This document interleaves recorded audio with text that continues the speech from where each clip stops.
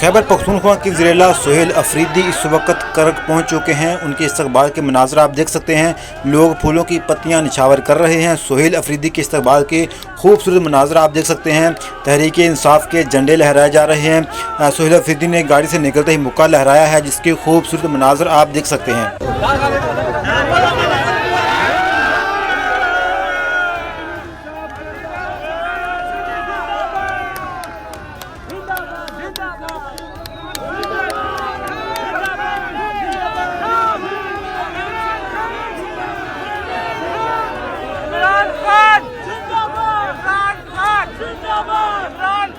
जिंदाबाद